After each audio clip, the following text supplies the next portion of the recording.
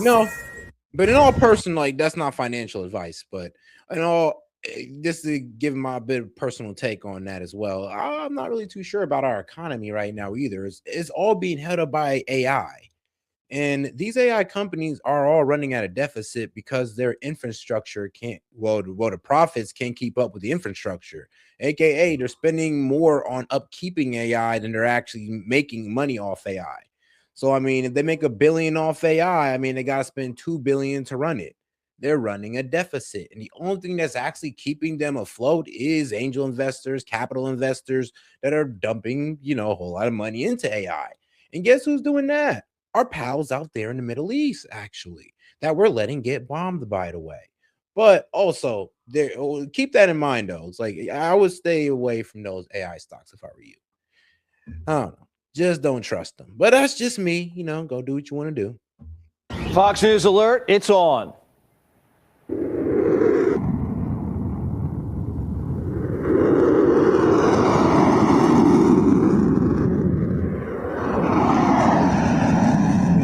Out of me. U.S. Central Command launching crippling strikes against Iran. Command centers, missile and drone launch sites, and air defense systems wiped out along the coastline. This new offensive aimed at pushing back what's left of the enemy's firepower far away from reaching the Strait. The commander-in-chief now calling his shots, like the Babe. How about these people? So crazy. Like I said, guys, we released probably over 200 strikes along the coast of Iran. And they're still able to shut down the Strait because they're firing rockets and drones from deeper inside of Iran. So that's the reason why we're also progressing more inside. Like the firing, we're starting to get deeper inside of Iran. Why? Because we're starting to understand that, okay, yeah, you guys just ain't controlling the Strait off the coast. You guys are also doing it from inside of Iran as well. So they actually got to start hitting military targets deeper inside of Iran, which they are starting to get committed to. But, that's also as Iran has started getting committed to start destroying tankers that's trying to cross the Strait. And, of course, staying committed to destroying, I would say, civilian infrastructure throughout the Middle East. Really in Kuwait, though. Really in Kuwait. And the reason why they're beating up on Kuwait so much is because of how strongly aligned we are with them. And, we got a big old military base over there. So it's really because of their U.S. support. It's like the more of that country supports the U.S., the more they attack that country. Tough. They're in this because of nuclear weapons, and they're trying to possibly reconstitute a site. We'll hit that site. Any site where they're even thinking about nuclear, we'll be hitting it very, very powerfully. Pickaxe Mountains in the crosshairs. The Israelis are leaking to the media that the Iranians moved centrifuges under the mountain after Operation Midnight Hammer obliterated their 3 main sites. AKA, it's their little plan B, like 3-card Monty, if they ever get their hands on more uranium. Okay. Do you believe that Iran has moved nuclear centrifuges into Pickaxe Mountain? It doesn't mean anything unless they have the material. They don't have. We follow the material. That's where the action is. And we'll be hitting that area probably pretty soon. And there's not a thing they can do about it. The nuclear dusk has been buried. Their nuclear program's over. So what are they doing in an underground lair? And why is it 6,000 feet deep? I mean, yeah, because that's all of their bases. They put them 6,000 feet deep because they saw us coming, bro. They saw us coming. Actually, they got their missiles pretty much 600 feet deep. They got their drones 600 feet deep. I mean, they make these missiles and drones 600 feet deep into the goddamn ground inside some random mountain in Iran. So, I mean, yeah, that's actually one of the biggest problems with Iran right now. It's like the real way to actually kill their military capability would be to destroy these underground bases that are about 600 or more feet deep with concrete and granite protecting it. Layers of it, by the way, layers. And that's hard to get through, even with bunker busters. Do we have the ability to destroy whatever is underneath Pickaxe Mountain? And that's a good question. You want to know why? Because, guys, like I said we obliterated Mount Fordo. We obliterated the uranium. It was a completely successful job. Just to be right back in the situation, talking about the same uranium that we apparently obliterated by bombing Mount Fordo. It's like, I mean, yeah, now we got to sit there and doubt you guys because you told us that we obliterated Mount Fordo. For some reason, we're still in a conflict over the same thing that was in Mount Fordo that we said we obliterated. So what's going on here? Can these bunker busters destroy the Iranian underground bases or not? Can they do it or not? Are we just wasting our time? Do we got to put boots on the ground to get those bases under control? Because it's looking like it, sadly. Senator, a lot of our capabilities are classified, but if anybody in the world can reach anything on God's green earth, it's the United States military, the most powerful military in the world. It's all about options and trade-offs. The option on the president's desk right now is an all-out war that would include Pickaxe. Sources say Israel would come in to help deliver the final blow. See, that's how deep it is. We got to hit it and Israel got to hit it all at the same time. Yeah, I think we learned our lesson. Something's telling me that I think we now know that we did not destroy Mount Fordo. And since we understand that now, we're going all right, well, if we're going to hit Pickaxe Mountain, we can't make the same mistake with Mount Fordo. So let's go ahead and actually, triple the bombing. Go ahead, Israel. You're going to go ahead and join in too.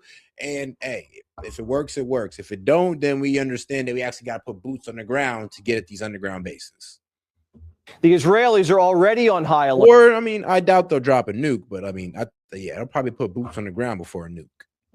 And preparing to go full scale. F-16s and F-35s are moving into theater, and refueling planes are being pre-positioned. The Iranians say they still want to negotiate, but talks are off. The United States says they're not coming back into the table until the Iranians show they're serious. Iran's been given every opportunity to negotiate, to show that they're reasonable on the Strait of Hormuz. But if they're going to shoot at commercial shipping, then we're going to hit them, as the president said, 10 times harder, which every night we're degrading them further and further. And the president has all the options necessary. If they want to talk, they can talk. Otherwise, they can deal with the War Department. The other option on the table, a 10-day ceasefire, a cooling off period, which the Iranians desperately need. Yeah, but here's the thing, though. Here's the problem. See, what I've been reading is that we've actually been the one pushing. I'm talking about the United States is the one pushing for the ceasefire, not Iran. Iran's ready just to keep it going. Honestly, they're willing to see how far we're willing to take this and if we got the munitions to do so. And so I don't think that Iran's actually pushing for no ceasefire. Trust me, they want to keep this going. The bad part is that if we keep this going, there's gonna be more destruction on our bases and throughout the Middle East. And two, if we can actually get to a ceasefire, let's be real, is it really gonna be a ceasefire or just gonna be a reloading period like last time? And come on, if it's just a reloading period like last time, then what are we doing? This damn near is gonna be a forever war, except with slight intermediate breaks. Mr. President, there are no signs that Iran is ready to stop fighting. So what is the plan? Is the plan to just keep bombing until they give up? There are no signs. Why do you know something that I don't know? Well, they continue to attack our allies and kill Americans. Americans. Know what the dialogue is. That's what I'm saying. Come on now. If they were trying to have a ceasefire or trying to take a break, then why are they still relentlessly attacking our allies and our bases? Come on, bro. You got to attack that with some type of logic. Behind the scenes that they want to meet desperately to try and end it because they're getting decimated. Yeah, they're trying to meet desperately behind the scenes to meet while they're bombing our bases and our allies. Okay, bro, you got it. Get that when you listen to your fake station. While we're dropping bombs, the commander-in-chief's playing. That's just a common sense question. It's bro, you're saying that they're desperately trying to meet while they're bombing our bases and our allies. Like I said, if you were trying to meet with somebody, would you do something to agitate them before you went to go meet them? Or if you wanted to invite them over, you're just going to go try to do something to piss them off? Let's be real here. Diplomat. The president's peeling Lebanon away from the gay Ayatollah. The Lebanese president visited the White House today. It was the first time in 15 years. It was quite chummy. Mr. President, it's an honor having you. Thank you very much. No, thank you. Thank you. I've been looking forward to this visit for a long time. Thank you very much. Meeting such a great president like yourself. That's a very nice thing. See, he knows how to get to me. He can have anything. Trump shattered the entire network of Iranian alliances. The War Department is looking to train, equip, and vet elite army units in Lebanon to go in and purge and Oh disarm. yeah, guys. Like I said, if you have any question, comment, jokes, or disagreements, feel free to super chat it in. I'll be happy to read it out loud and engage with it. But other than that, make sure to double tap that screen, like the video, guys, and smash the like button and subscribe to the channel, especially if you've been watching for longer than 10 minutes. Appreciate the support. From Hezbollah for good. This keeps Israel from having to do the dirty work, which Lebanon likes quite a bit. Which is crazy. Hold on, wait. Say that again. Say that delusional thing again one more time. Trump shattered the entire network of Iranian alliances. The War Department is looking to train, equip, and vet elite army units in Lebanon to go in and purge and disarm Hezbollah for good. Okay. So who are we arming? What radical militant group are we arming and training this time to go fight Hezbollah? Or are we just going to do like we did in Afghanistan, right? We're just going to get, some civilians to help out and bomb the Taliban and possibly accidentally kill civilians as well. Is that what we're going to do again? Like, come on, bro. Why we even got to do anything? Let Israel handle it. Let them do it. They started this. They bombed them first. They broke the ceasefire. Since they want to start breaking the ceasefire, let them finish off Hezbollah. They broke the ceasefire with them. You would expect them to have some follow through. Good. This keeps Israel from having to do the dirty work, Why which shouldn't they? Lebanon likes quite a bit. And it could even bring Lebanon into the Abraham Accords. I can't do it, bro. The sympathy for Israel is too strong. It's too strong within them, bro. Ain't no fucking way. Bro, they started this.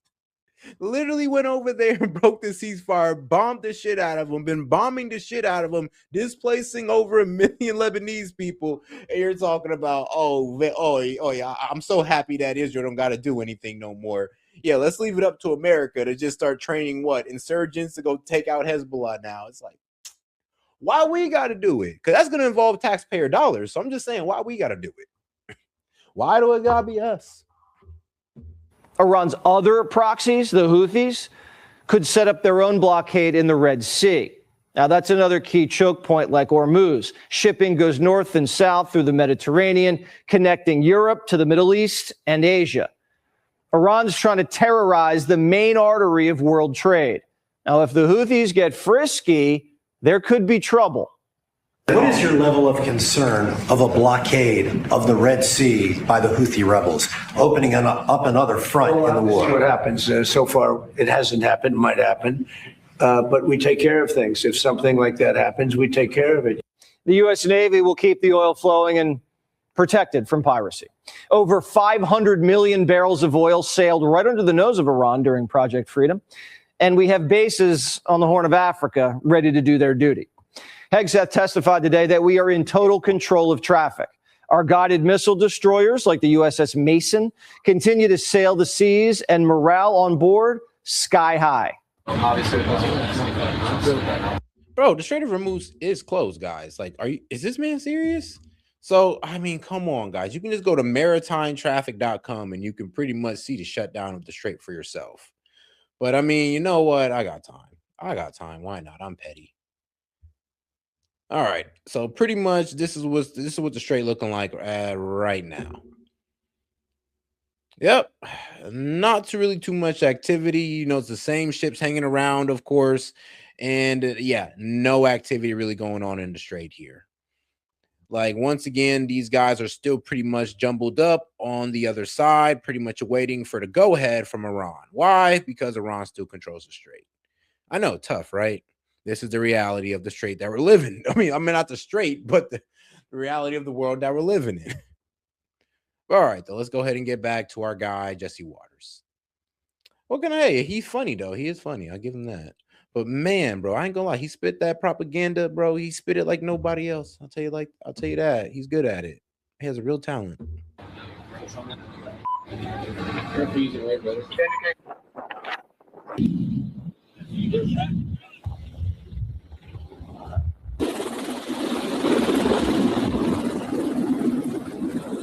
Iran's terrorizing the Strait because it's their only leverage.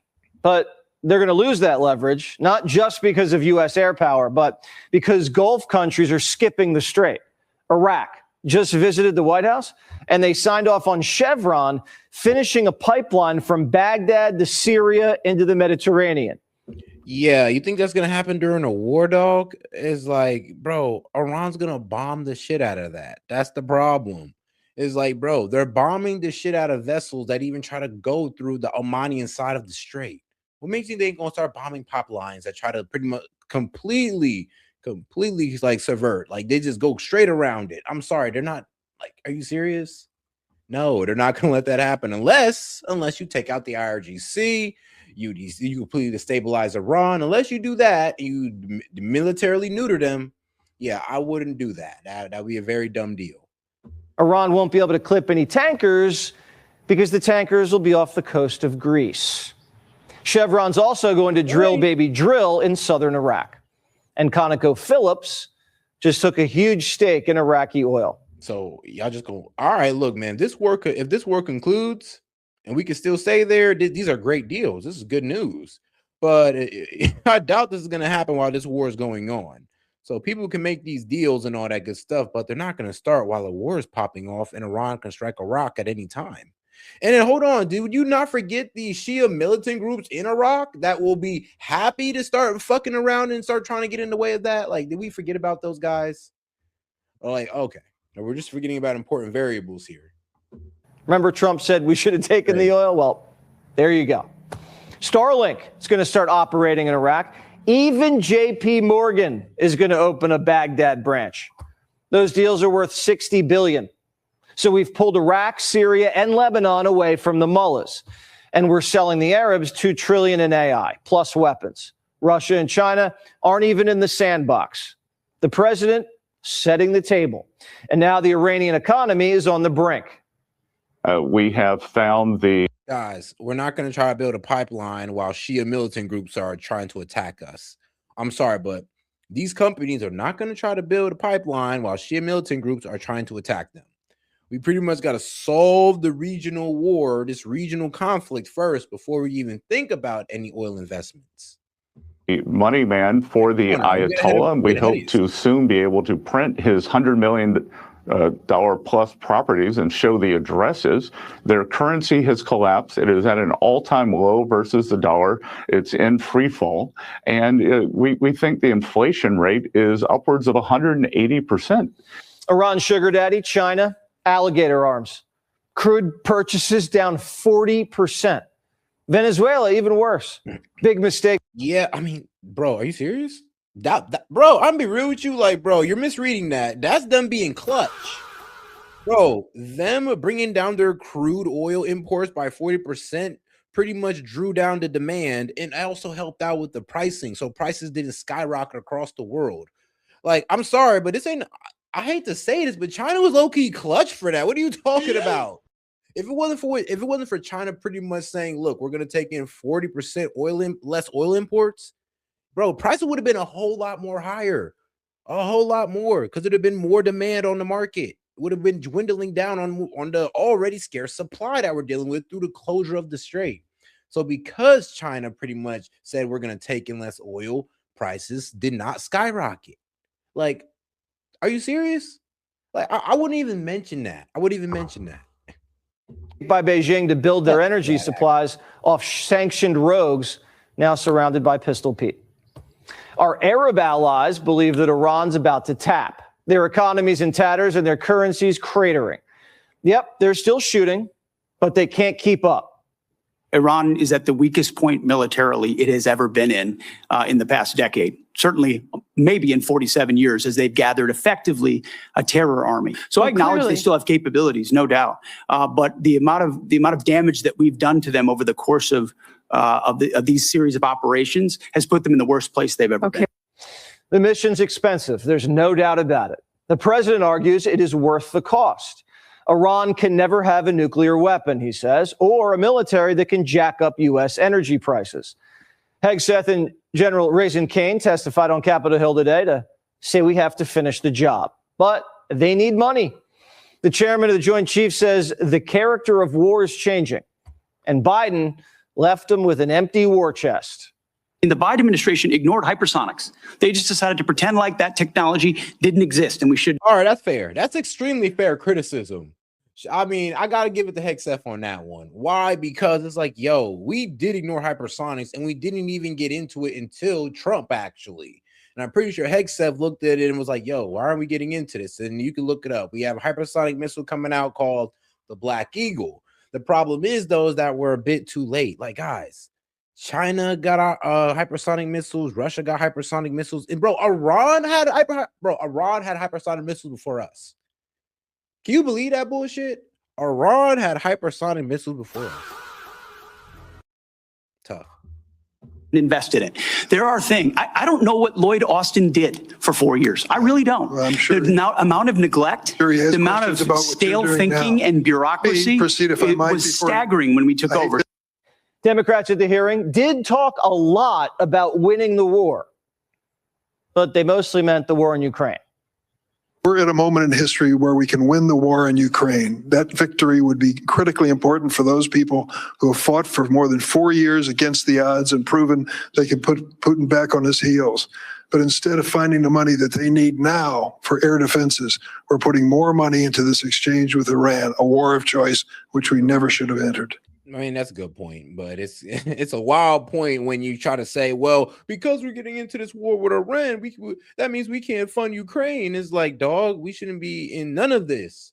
We shouldn't be starting a proxy war with Russia through Ukraine, and we shouldn't be at war with Iran. We shouldn't be spending money on none of those things.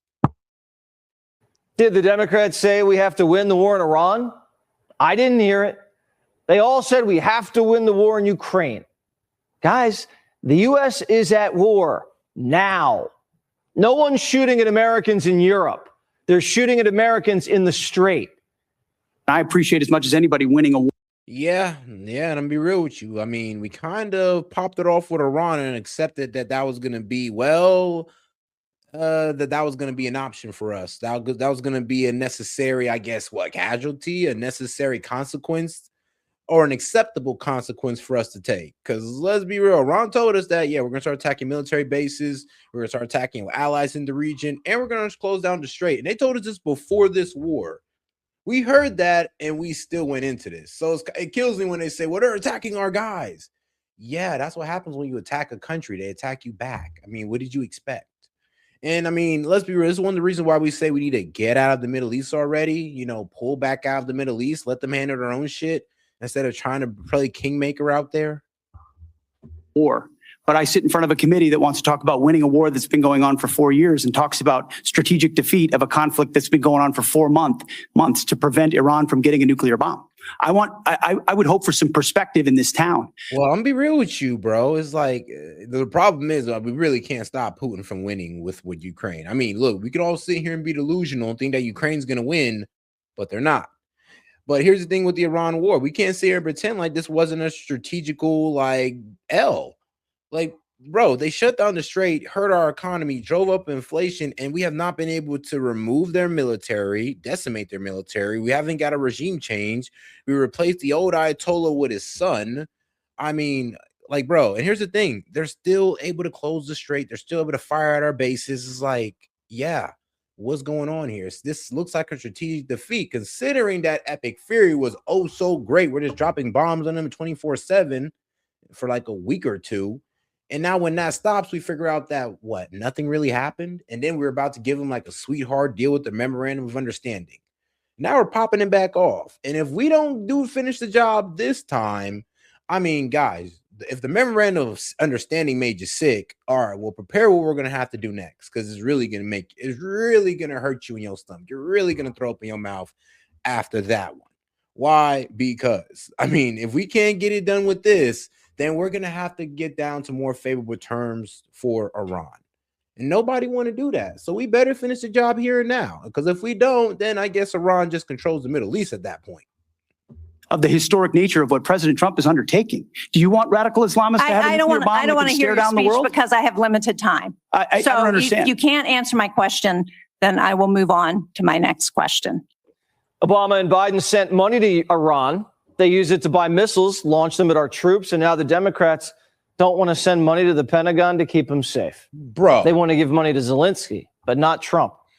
It is wild, though. That is insane.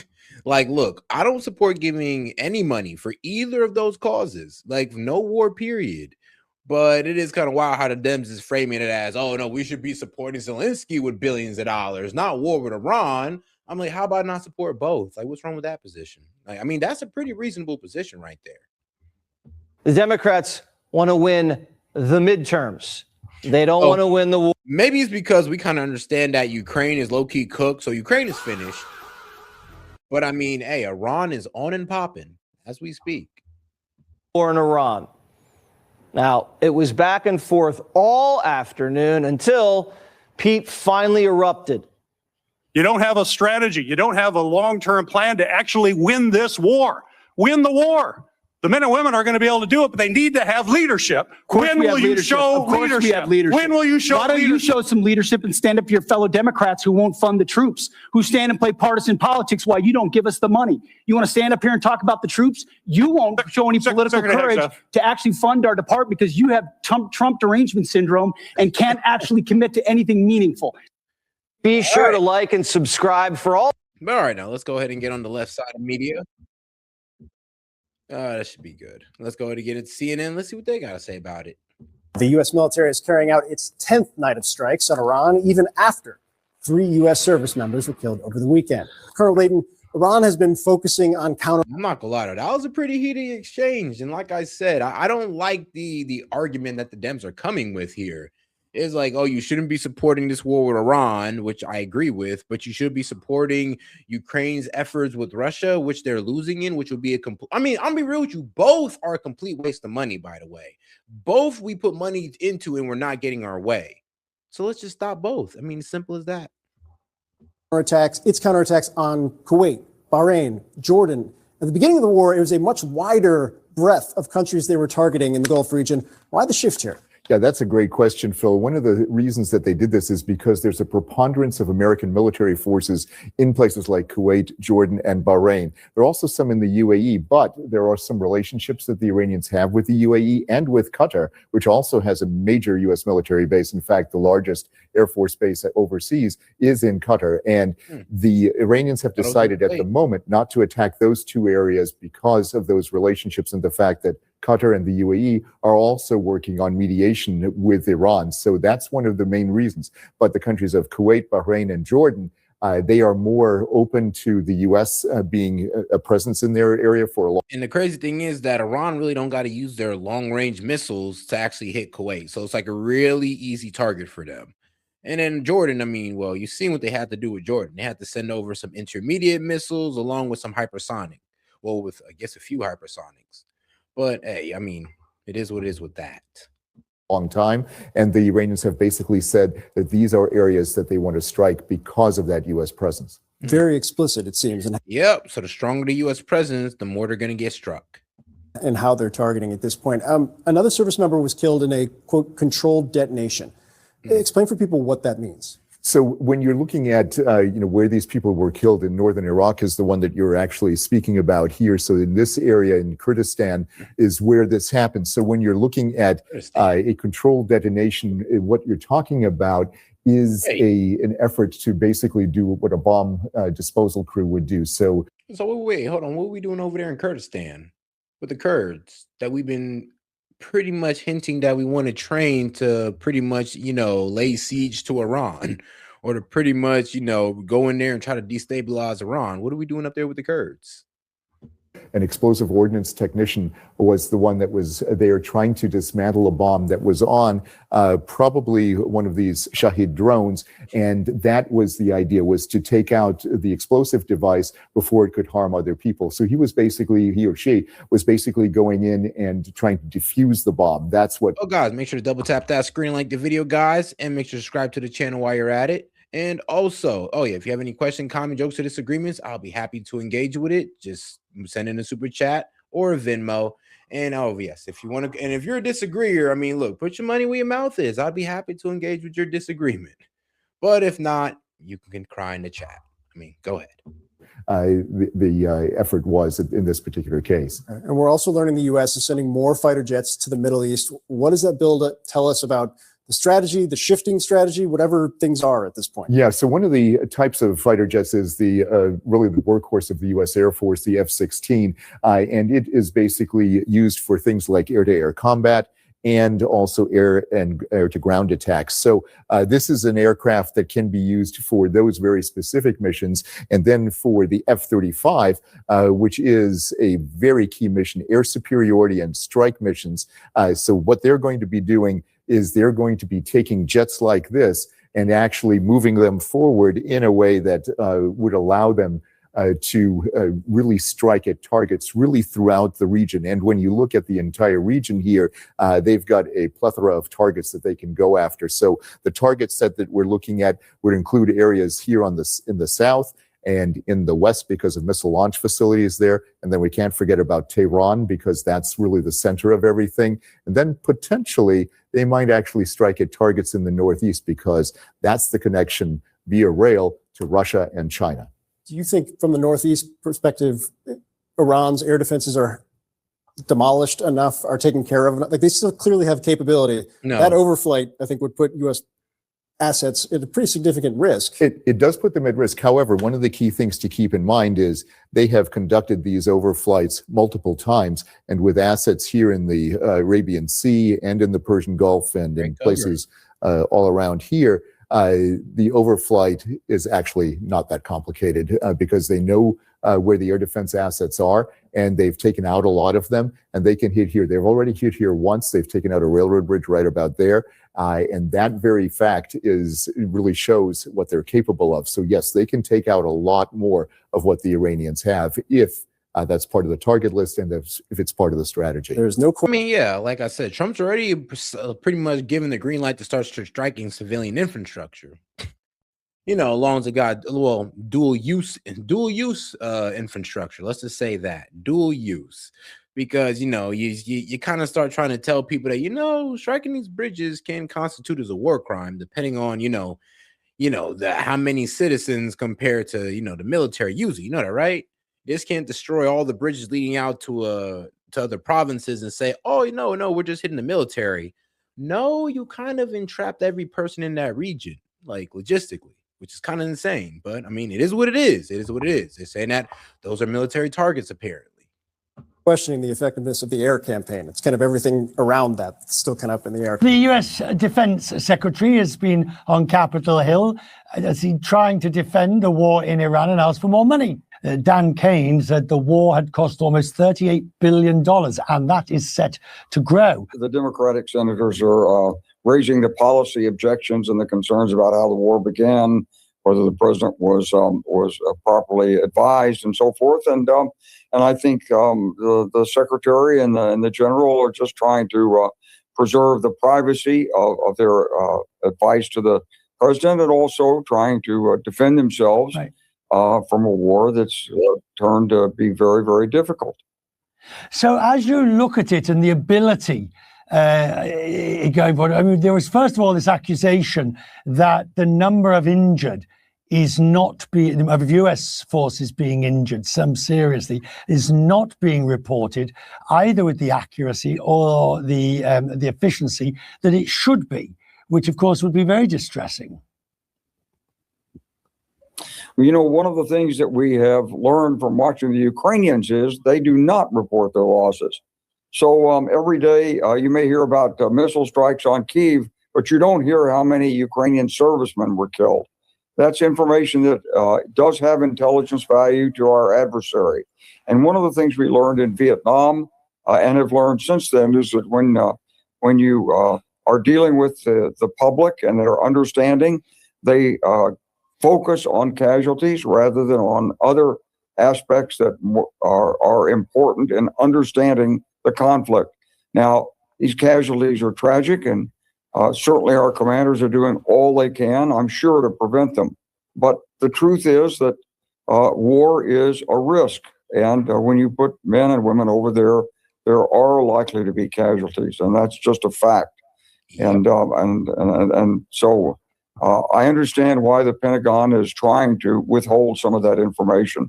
And I hope our viewers. Like I said, it's a terrible argument how, like, well, I would say the guys on the right or MAGA will pretty much hit you with the whole, oh, well, you got to understand it's war. Yeah, yeah, I know. That's why we didn't want to get into it, because we understand that it's war. Yeah, people die, prices skyrocket.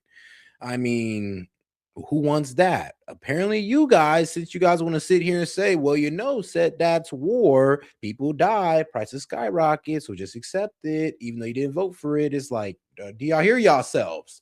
Like last time I checked, I thought we all voted for Trump for no new wars, but apparently y'all switched up as soon as Trump jumped right into one, which is a crazy work right there. Crazy work right there, MAGA. Y'all got it on that. True. There would be, I suppose, a suggestion that might be a valid point, provided, General Clark, eventually the full numbers to come out and are made public. Of course they come out eventually, and that's important. And leaders have to be held accountable for their performance. Right. But I think in the day-to-day struggle here, it's important that, for example, you don't want to tell the enemy exactly where a missile struck, what element it hit, the name of the person immediately, because they might use it for targeting. So I think there is reluctance to share some of this information.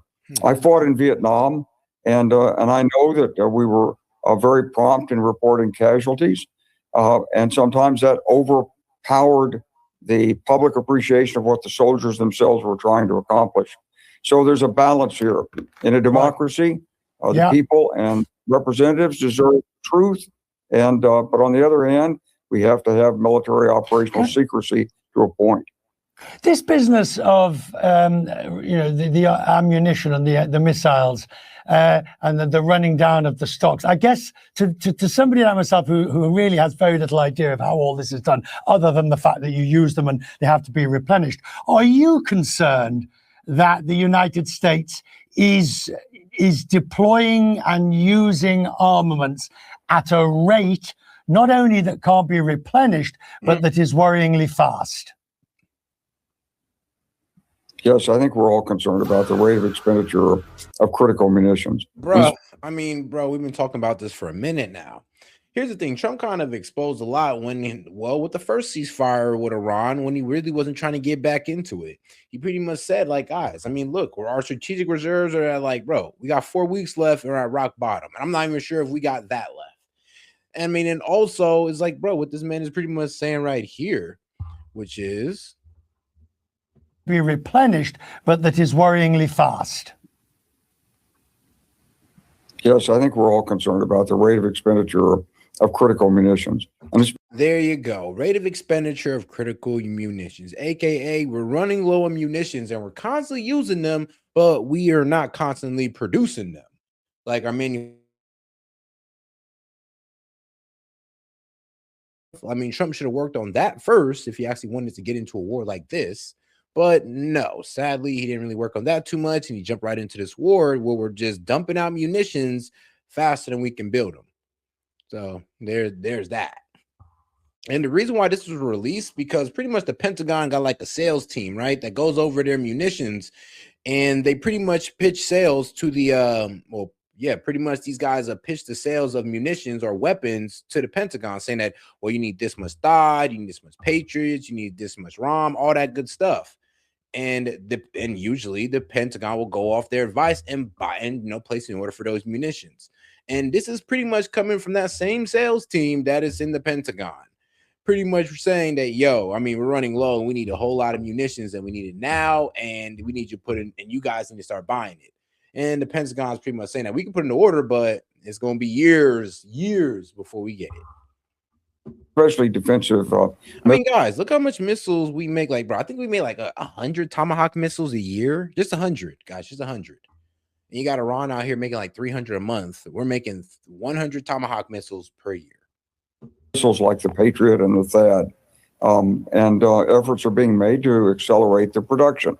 But they're slow. These are complex systems. On the one hand, you could say, well, they're made to be used. But on the other hand, we've got some big challenges facing us.